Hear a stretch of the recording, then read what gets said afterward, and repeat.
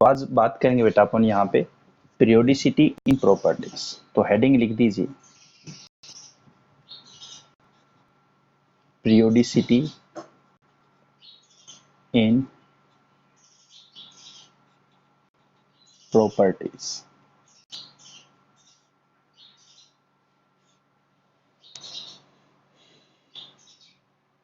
ठीक है भाई।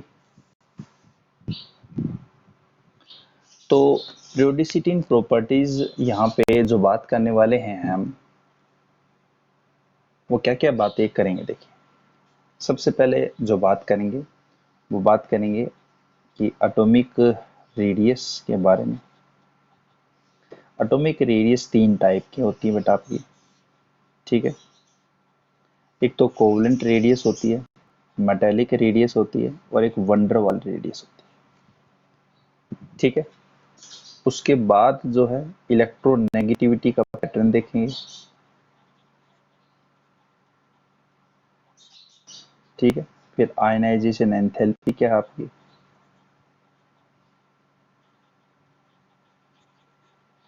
ठीक है, फिर आपकी वैलेंसी, यहाँ पे कोवैलेंसी, ये सारी चीज बातें करने वाले।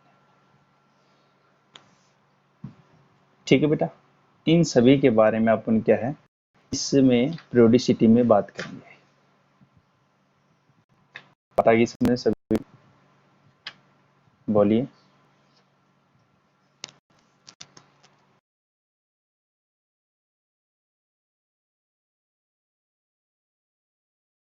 बात करेंगे एटॉमिक रेडियस की। तो हेडिंग लिख दीजिए एटॉमिक रेडियस।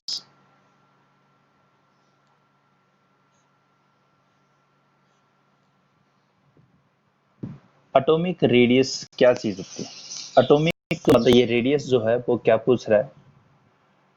हिंदी में एटम को क्या बोलते हैं, परमाणु, और रेडियस को बोलते हैं त्रिज्या।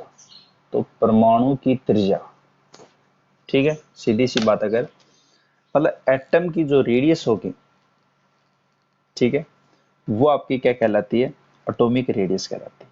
भाई रेडियस क्या है, ये सर्किल है, सर्किल के सेंटर से और उसकी जो आउटर मोस्ट बाउंड्री है, वो जो दूरी होती है उसको क्या बोलते हैं, रेडियस। जबकि यहाँ पे एक छोर से दूसरे छोर तक का क्या होता है, आपका डायमीटर होता है। यही तो होता है आपका सर्किल के अंदर। अब एटॉमिक रेडियस क्या है आपका, भाई ये आपका न्यूक्लियस है, और न्यूक्लियस के अंदर आपके क्या है, यहाँ पे ये सेल्स हैं, हाँ या ना। और ये जो सेल है आपकी, उसके अंदर ये इलेक्ट्रॉन है, आउटर मोस्ट इलेक्ट्रॉन। तो न्यूक्लियस के सेंटर से, मैं क्या कह रहा हूँ, न्यूक्लियस के सेंटर से और आउटर मोस्ट सेल में जो इलेक्ट्रॉन प्रेजेंट है, उसके बीच की जो दूरी होती है, जो डिस्टेंस होती है आपकी, उस डिस्टेंस को हम क्या बोलते हैं बेटा, एटॉमिक रेडियस बोलते हैं। क्या बोलते हैं, एटॉमिक रेडियस। तो एटॉमिक रेडियस बेसिकली आपका क्या है यहाँ पे, कि जो सेंटर है आपका न्यूक्लियस का, सेंटर के न्यूक्लियस से होगा आपका, यहाँ से बिल्कुल उसके बीचों बीच से होगा, और आपका जो आउटर मोस्ट सेल इलेक्ट्रॉन है, उसके बीच की जो दूरी होगी, उस दूरी को हम क्या बोलेंगे, यहाँ पे एटॉमिक रेडियस बोलेंगे। ठीक है, तो सिंपल सी अगर इसकी डेफिनेशन अगर अपने को लिखनी है, तो यहाँ पे क्या होगी आपकी, कि डिस्टेंस बिटवीन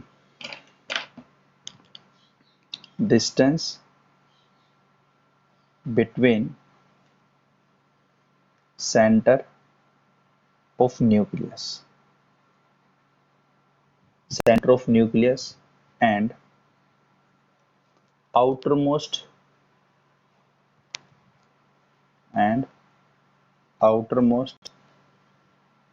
shell electron। ठीक है, तो ये जो दूरी कहलाती है, उस दूरी को क्या बोलते हैं, नॉन एज एटॉमिक रेडियस। उसी को क्या बोलते हैं, एटॉमिक रेडियस बोलते हैं। इतनी बात समझ में आई तो मैं आगे चलता हूं बेटा, बताओ।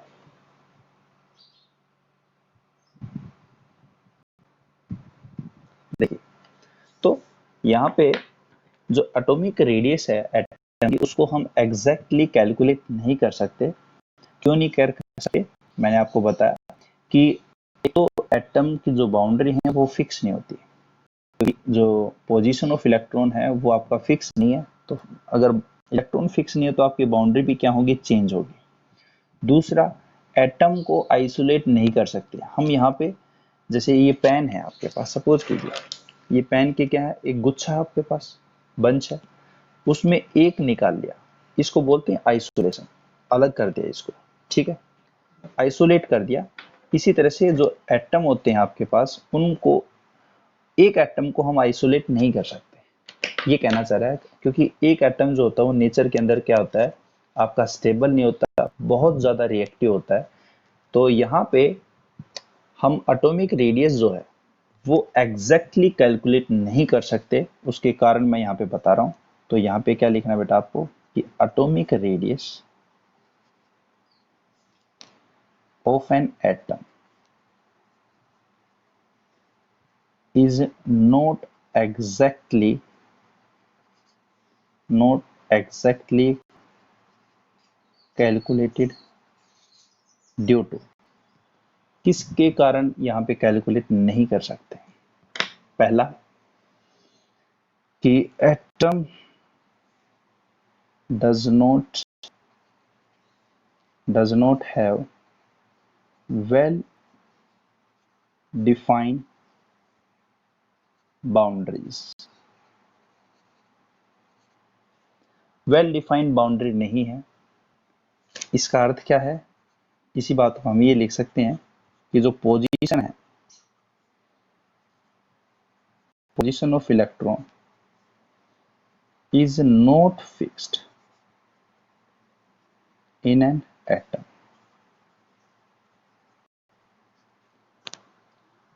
दूसरा कारण क्या है, कि एटम इज नॉट आइसोलेटेड, उसको सिंगल हम आइसोलेट नहीं कर सकते, due to its high reactivity, उसकी रिएक्टिविटी क्या है, ज्यादा होती है। तो एटम का हम एग्जैक्टली जो रेडियस है उसको कैलकुलेट नहीं कर सकते। उसको कैलकुलेट करने के लिए हम जो यूज करते हैं वो कोवेलेंट रेडियस है, इस तरह से हम यूज करेंगे पैरामीटर, ठीक है। तो यहाँ पे जो आपकी एटॉमिक रेडियस है, उस एटॉमिक रेडियस को हम क्या करते हैं, आपके पास जो कैलकुलेट करने का जो तरीका होता है उसको हम क्या करते हैं, बॉन्ड लेंथ की सहायता से यूज कैलकुलेट करते हैं, ठीक है। तो यहाँ पे कैसे कैलकुलेट करेंगे, अब बात करेंगे अपन यहाँ पे कि एटॉमिक रेडियस is calculated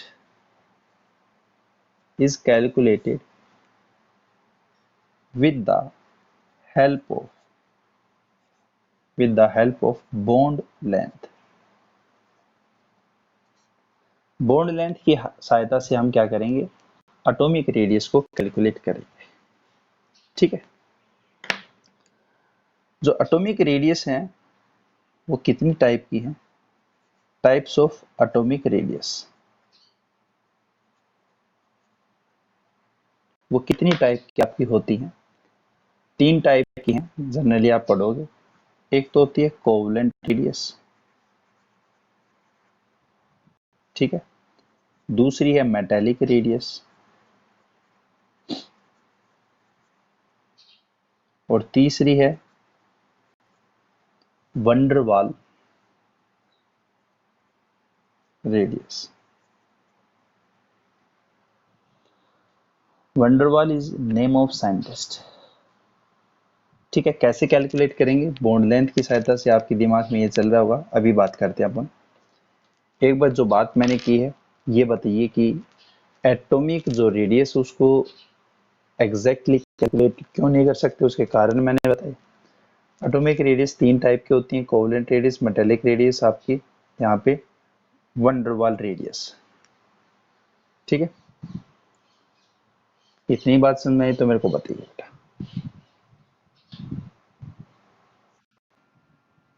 देखिए कोवलेंट रेडियस जो है, सीधी सी बात है, कोवलेंट कोवलेंट रेडियस क्या होती है बेटा, कोवलेंट बॉन्ड में होगी। सबसे पहले कोवलेंट बॉन्ड क्या था, देखिए कोवलेंट बॉन्ड जैसे हाइड्रोजन है और ये हाइड्रोजन है, इसके पास इलेक्ट्रॉन है, इसके पास इलेक्ट्रॉन है, दोनों इलेक्ट्रॉन पास में है। इस हाइड्रोजन ने भी शेयरिंग कर ली और इस हाइड्रोजन ने भी शेयरिंग कर ली। तो एक बॉन्ड बनाने के लिए, एक बॉन्ड बनाने के लिए दो इलेक्ट्रॉन की जरूरत पड़ती है। ठीक है, जर्नली।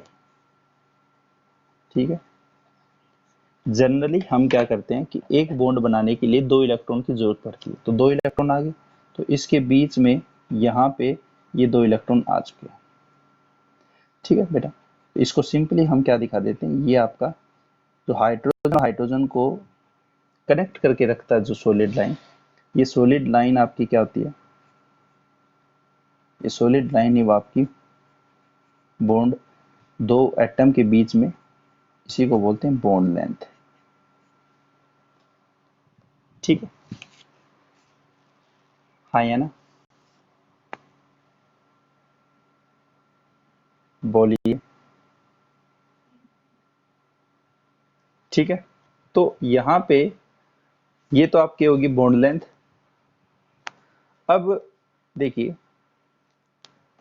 इलेक्ट्रॉन की शेयरिंग हो रही है, तो यहाँ पे हाइड्रोजन है और ये दूसरा हाइड्रोजन, ये हाइड्रोजन जो है उसका न्यूक्लियस है और ये हाइड्रोजन जो है वो इसका न्यूक्लियस है। शेयरिंग करने के लिए आए और इलेक्ट्रॉन की शेयरिंग करेंगे बिल्कुल, तो इन्होंने इलेक्ट्रॉन की क्या कर ली, शेयरिंग कर ली।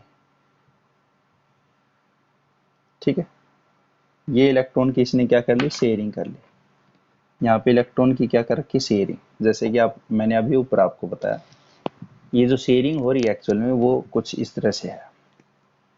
ये दोनों के क्या है, सेंटर, ये आपका C1 है और ये आपका C2। इसको हाइड्रोजन H1 मान लो और इसको हाइड्रोजन H2 मान लो।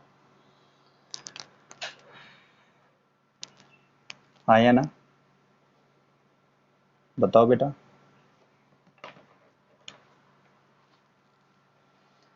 तो यहाँ पे ये जो सेंटर है, दोनों के सेंटर के बीच की जो दूरी होती है, इस डिस्टेंस का, इस डिस्टेंस को क्या बोलते हैं बेटा, बॉन्ड लेंथ बोलते हैं। क्या बोलते हैं, बॉन्ड लेंथ।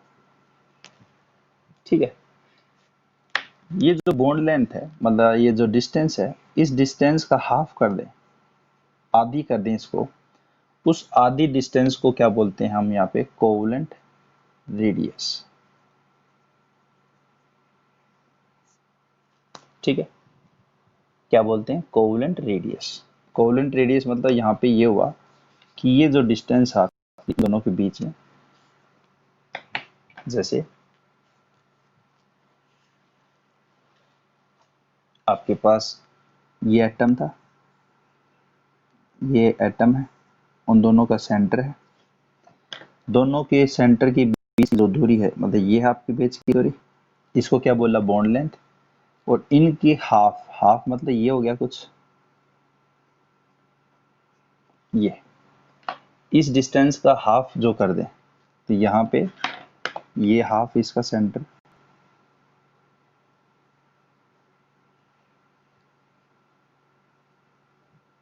ठीक है।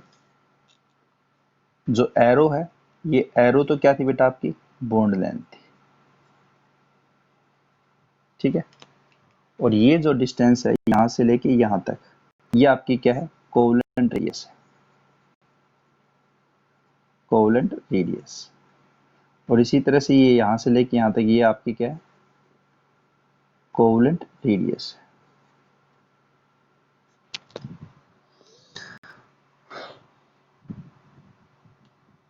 बोलो, देखो मैं दोबारा बताता हूँ एक बार, थोड़ा सा स्पेस चाहिए मेरे को। देखो क्या है बेटा, यहाँ पे ये हाइड्रोजन था, ये हाइड्रोजन था, इसको थोड़ा सा अपन यहाँ पे बड़े स्ट्रक्चर बना लेते हैं इसको। ठीक है, और ये दूसरा हाइड्रोजन है, ये इनके सेंटर है बेटा, ये C1 था और ये आपका C2। इनके बीच की जो दूरी थी, बीच की दूरी मतलब यहाँ से सेंटर से लेके और यहाँ से सेंटर तक, ठीक है। मतलब आपकी डिस्टेंस कौन सी होगी बेटा, ये और ये जो डिस्टेंस थी आपकी, ये डिस्टेंस क्या है, बॉन्ड लेंथ है, ठीक है। इस बॉन्ड लेंथ को मैं सपोज कीजिए 10 सेंटीमीटर मान लेता हूँ, ठीक है। कितनी मान ली, 10 सेंटीमीटर। अब इसका हाफ, हाफ होने का मतलब क्या बेटा, हाफ होने का मतलब ये है कि यहाँ पे इसके बीचों बीच आपका गया है, यहाँ पे ये जो दूरी है, ये जो दूरी है, ये आपकी क्या है, कोवेलेंट रेडियस है। तो कोवेलेंट रेडियस जो होती है वो इसके बीच की जो दूरी है आपकी, उन मतलब यहाँ पे सेंटर के जो बीच की दूरी है, मतलब जो बॉन्ड लेंथ है, उसकी हाफ जो होगी उसको हम क्या बोलेंगे, कोवेलेंट रेडियस बोलेंगे। तो कोवेलेंट रेडियस यहाँ पे कितनी हो जाएगी बेटा आपकी, 10 का हाफ कितना हो जाएगा आपका 2, मतलब यहाँ पे 5 हो जाएगा। तो 5 सेंटीमीटर इसका क्या हो जाएगा बेटा, कोवेलेंट रेडियस हो जाएगी। आ रही बात समझ में सभी को?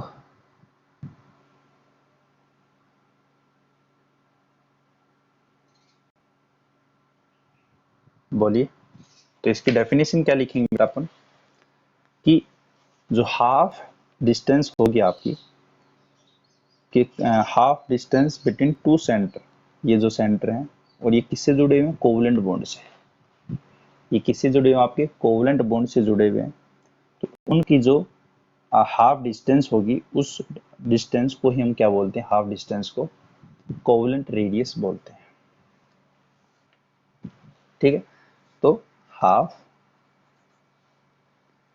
Of the distance between to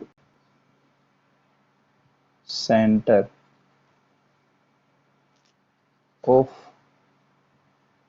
like atoms, like atoms by a single covalent bond known as covalent radius,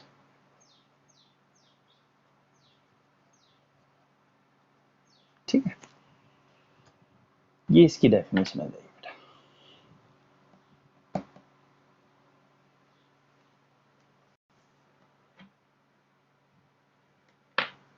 बोलो। जो कोवेलेंट रेडियस होती है बेटा आपकी, उसको डिनोट किससे करते हैं, ये आर और इसके बेस में सी, आर सी का मतलब कोवेलेंट रेडियस है। इतनी बात समझ में आई, तुम आगे चलता बेटा, बताओ।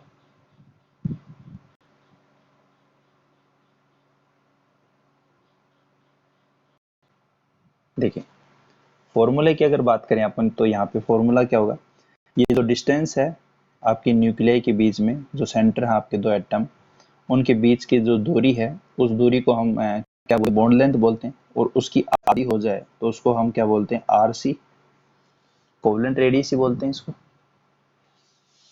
हाँ या ना? जैसे एग्जांपल है आपके पास कि बॉन्ड लेंथ जो है, बॉन्ड लेंथ ऑफ हाइड्रोजन और हाइड्रोजन, इसकी कितनी है, 0.74 आंगस्ट्रॉम है। ये आपके पास डाटा है बेटा।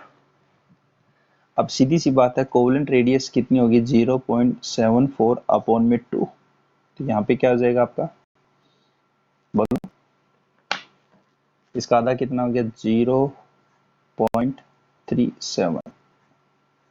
तो ये आपकी क्या हो जाएगी, कोवेलेंट रेडियस हो जाएगी। बिल्कुल।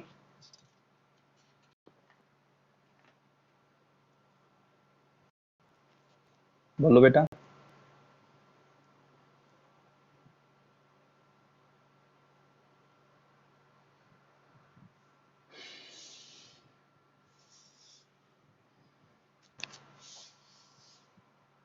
ठीक है, देखिए अब बात करते हैं अब जो बॉन्ड लेंथ है आपकी HCl, जो बॉन्ड लेंथ है आपका, सॉरी, जो Cl2 मॉलिक्यूल है उसकी जो बॉन्ड लेंथ है वो कितनी है, 1.98 एंगस्ट्रॉम है। ठीक है, तो कोवलेंट रेडियस जो हो जाएगी वो क्या होगी, कोवलेंट रेडियस जो हो आपकी क्या होगी, इसको कैपिटल आर से भी डिनोट करते हैं कि किताबों में, या स्मॉल आर, आर और सी, ये भी रिप्रेजेंटेशन कैपिटल आर से भी कई किताबों में देखा जाए।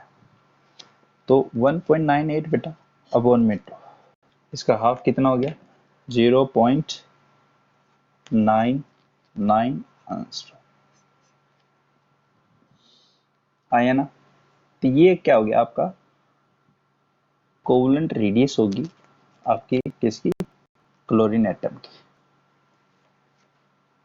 ठीक है, ये आपका जो क्लोरीन है, और यहाँ पे ये इसकी जो बीच की दूरी है, ये बीच की दूरी कितनी है आपकी, RC 0.99 एंगस्ट्रॉम है। जबकि इन दोनों सेंटर की जो बीच की दूरी है, मतलब जो बॉन्ड लेंथ है वो कितनी है आपकी, 1.98 एंगस्ट्रॉम। ये कहना चाह रहा है इसका मतलब। इसी तरह से आपका ये जो दूरी है वो दूरी कितनी है आपकी, 0.99 एंगस्ट्रॉम। बोलो बेटा।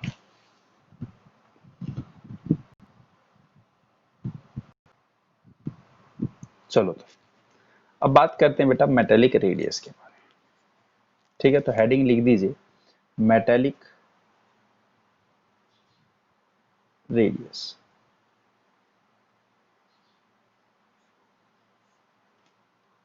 मेटेलिक रेडियस सीधी सी बात है मेटेलिक बॉन्ड में होगी, जैसे कोवलेंट रेडियस थी आपकी। तो सबसे पहले अपने को क्या देखना है, मेटेलिक बॉन्ड कैसे बनता है, उसके बाद हम क्या बात करेंगे, कोवलेंट बॉन्ड के मतलब यहाँ पे मेटेलिक रेडियस के बारे में बात करेंगे। देखिए मेटेलिक जो बॉन्ड है वो एक तरीके से क्या है, मेटल आयन और इलेक्ट्रॉन के बीच में है। मेटल आयन क्या आपका पॉजिटिव, और इलेक्ट्रॉन मेटल आयन, ये इलेक्ट्रॉन मेटल आयन, इस तरह से ये चेंज चलती रहती है। कोई भी मेटल आपके पास आयरन का मेटल है, या आपके पास एल्यूमिनियम है, ठीक है, और इसी तरह से जो मेटल्स है वो आपका क्या होता है, इलेक्ट्रॉन से घिरा रहता है। एक मेटल आयन जो है वो इलेक्ट्रॉन से घिरा रहता है। इसी तरह से आपकी ये चेन ऊपर की साइड भी बेटा, नीचे अगर रिपीट करूँ तो मेटल आयन के नीचे क्या आएगा, इलेक्ट्रॉन आएगा, इलेक्ट्रॉन के आपके नीचे मेटल आयन आएगा, फिर इलेक्ट्रॉन मेटल आयन, फिर आपका यहाँ पे इलेक्ट्रॉन।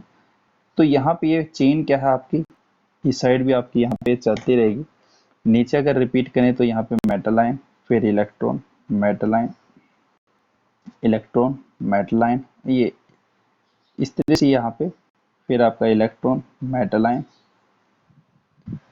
ठीक है, फिर आपका इलेक्ट्रॉन, फिर मेटल आयन बेटा, फिर इलेक्ट्रॉन। इस तरह से ये पूरा होल स्ट्रक्चर रिपीट होता रहेगा। तो कुल मिला के बात यहाँ पे ये है कि मेटेलिक बॉन्ड जो हो एक तरीके से आयनिक बॉन्ड की तरह ही है, पर आयन में आपके अलग आपका यहाँ पे नॉन मेटल भी हो सकते हैं, पर मेटेलिक जो रेडियस है वो मेटल के अंदर ही होगी आपकी, और मेटल्स पे पॉजिटिव चार्ज होगा और इलेक्ट्रॉन आपका नेगेटिवली चार्ज होता है। तो एक तरीके से इसके बीच में जो ये अट्रैक्शन फोर्स लग रहा है, क्या लग रहा है बेटा, ये जो अट्रैक्शन फोर्स है, इस अट्रैक्शन फोर्स को ही हम क्या बोलते हैं, मेटेलिक बॉन्ड बोलते हैं। जबकि आयनिक बॉन्ड क्या होता है बेटा, Na+ और ये आपका Cl-, ये आपका क्या है, मेटल होता है, और जबकि ये क्या होता है, नॉन मेटल होता है। तो इनके बीच में ये अट्रैक्शन फोर्स है मेटल और नॉन मेटल के बीच में, इसको हम क्या बोलते हैं, आयनिक बॉन्ड बोलते हैं। और ठीक है, तो ये मेटल आयन इलेक्ट्रॉन से है, और ये भी मेटल आयन क्या है, इलेक्ट्रॉन के साथ क्या है आपका अट्रैक्टेड है। तो यहाँ पे दो मेटल आयन जो हैं वो एक तरीके से आपका क्या है, इलेक्ट्रॉन से आपका क्या है, सराउंडेड है। इसी तरह से नीचे भी आपका, और एक आपका ऊपर भी होगा। तो कुल मिला के बात हम ये कह सकते हैं कि एक इलेक्ट्रॉन जो है वो आपका 4 मेटल आयन से क्या होता है, सराउंडेड होता है। ठीक है, हाँ या ना, मेटल आयन भी आपका सराउंडेड है बेटा। देखो इस मेटल को अगर अपन पकड़े तो यहाँ पे इलेक्ट्रॉन है, ऊपर भी इलेक्ट्रॉन होगा, इस साइड भी इलेक्ट्रॉन होगा, होगा नहीं होगा? तो आपके पास मेटल इलेक्ट्रॉन कितने होंगे? एक, ये दो, ये तीन और ये आपका चार। ठीक है, तो यहाँ पे आपके पास जो मेटल आयंस हैं वो आपके क्या है, इलेक्ट्रॉन से क्या सराउंडेड होते हैं। तो मेटल और मेटल के बीच में जो दोनों को बाइंड करने वाला जो फोर्स होता है वो क्या, कौन सा होता है आपका? एक अट्रैक्शन फोर्स होता है। ठीक है, इसी अट्रैक्शन फोर्स को हम क्या बोलते हैं? मेटेलिक बॉन्ड बोलते हैं बेटा। बोलो। ठीक है, तो यहाँ पे सीधी सी बात क्या है कि ये जो दोनों मेटल आयन है वो एक तरीके से ये आपका मेटल आयन है और यहाँ पे इलेक्ट्रॉन है और ये आपका दूसरा मेटल आयन है। ये एक दूसरे से क्या है, अट्रैक्टेड है। ठीक है, पर ये जो इतना गैप हो, इतना गैप होता नहीं बेटा। ये गैप, इसको हम सिंपली ऐसे दिखा देते हैं कि ये आपका मेटल और ये दूसरा आपका मेटल। ठीक है, सिंपली क्या होते हैं? टच होते हैं, ओवरलैप नहीं होते। ओवरलैप किस केस में होंगे बेटा? यहाँ पे जैसे अगर यही चीज है,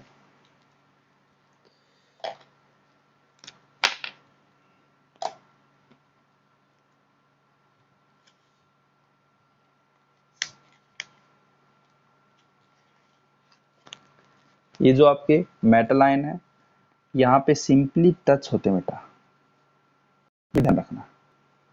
जबकि कोवलेंट बॉन्ड में आपका क्या होता है? यहाँ पे ओवरलैपिंग होती है। ठीक है, कोवलेंट बॉन्ड जो होता है उसमें ओवरलैपिंग होती है, जबकि मेटेलिक बॉन्ड जो होता है उसमें सिंपली ये जो एटम्स होते हैं आपके मेटल आयन जो होते हैं वो सिंपली क्या होते हैं? टच करते हैं एक दूसरे को। ये दोनों बात समझ में आई? मतलब आपकी जो डिफरेंस है एक माइनर सा कोवलेंट बॉन्ड में और आपका जो मेटेलिक बॉन्ड है वो कैसे क्या बना। और मेटेलिक बॉन्ड में जो एटम है वो सिंपली टच करते हैं, जबकि कोवलेंट बॉन्ड में एटम जो है एक दूसरे के अंदर ओवरलैपिंग करते हैं। बोलो। ठीक है,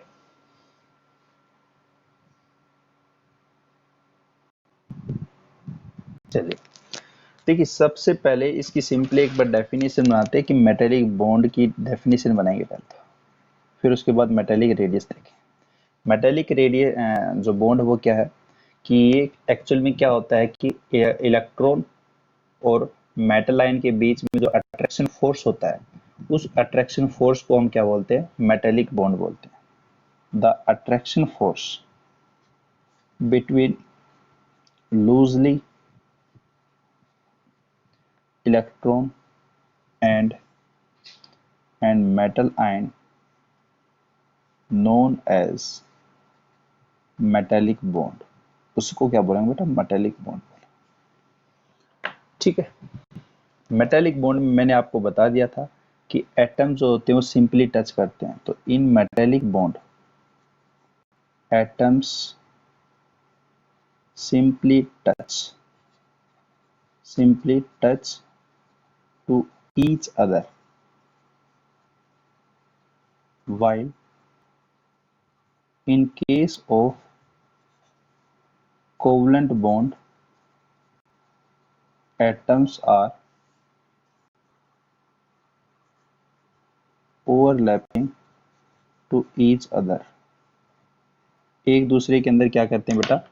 ओवरलैप करते हैं। बस यहाँ पे यही फर्क है आपका कि मेटेलिक बॉन्ड में एक दूसरे को टच कर रहे हैं, जबकि कोवलेंट बॉन्ड जो है आपका यहाँ पे वो एक दूसरे के अंदर क्या कर रहे हैं? ओवरलैपिंग कर रहे हैं। ठीक है, तो यहाँ पे ये एटम है आपका और ये भी आपका क्या है? एटम है। सिंपली टच कर रहे हैं। ये आपका सेंटर है C1, ये आपका सेंटर है C2। इसके बीच की जो दूरी होगी वो क्या हो जाएगी आपकी? ये जो दूरी है उस दूरी का जो आधा हिस्सा है यहाँ पे, इसका जो हाफ पार्ट होगा, इस हाफ को क्या बोलेंगे? हाफ डिस्टेंस को क्या बोलेंगे बेटा? ये जो डिस्टेंस होगी हाफ डिस्टेंस, उस डिस्टेंस को हम यहाँ पे क्या बोलेंगे? इसको बोलेंगे यहाँ पे मेटेलिक रेडियस। Metallic radius. ये आपकी क्या हो जाएगी, मेटेलिक रेडियस हो जाएगी।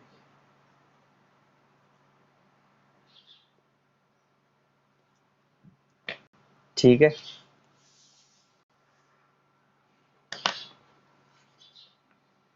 ठीक है। तो सेंटर के जो C1 और C2 जो एटम वो सिंपली टच कर रहे हैं, उनकी जो दूरी है उस दूरी को अगर हाफ कर दें तो वो आपकी क्या कहलाती है, मेटेलिक रेडियस कहलाती है।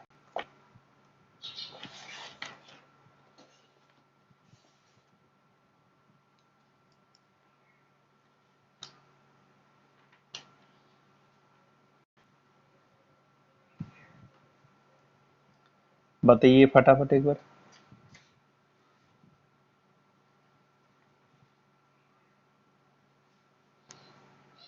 ठीक है, तो डेफिनेशन क्या लिख दोगे आप इसकी, half of the distance between two adjacent metal atom. Adjacent है मतलब साइड वाले एक दूसरे के, which are touching to each other, to each other is known as metallic radius। ठीक है, तो जो मेटेलिक रेडियस है आर एम, वो आपकी क्या है, C1 और C2 के बीच की दूरी, मतलब C1 प्लस में C2 के बीच की दूरी, उसका हाफ। इसी तरह से जैसे आपका ये आपका क्या था, कोवलेंट बॉन्ड था जो कि ओवरलैपिंग कर रहे थे, इसमें C1 और ये C2 है, उसमें हाफ आर सी होता था। तो आर सी क्या होगा आपका, C1 प्लस में C2 ही होगा, हाँ है ना। तो जो मेटेलिक बॉन्ड है, मतलब मेटेलिक जो रेडियस है उसमें एटम जो होते हैं वो सिंपली टच करते हैं एक दूसरे को। ठीक है, जबकि कोवलेंट बॉन्ड में जो मेटल है वो एक दूसरे को क्या करते हैं, ओवरलैप करते हैं। ये आपका क्या है, कोवलेंट बॉन्ड और मेटेलिक बॉन्ड है बेटा। ठीक है, आज के लिए इतना ही करेंगे। कल जो बात करेंगे आयनिक बॉन्ड के बारे में, आयनिक रेडियस। आयनिक रेडियस और है बेटा, इसमें लिख देना आप, ये जो आपका थर्ड, ये फोर्थ है, थर्ड करेंगे आयोनिक रेडियस। ठीक है।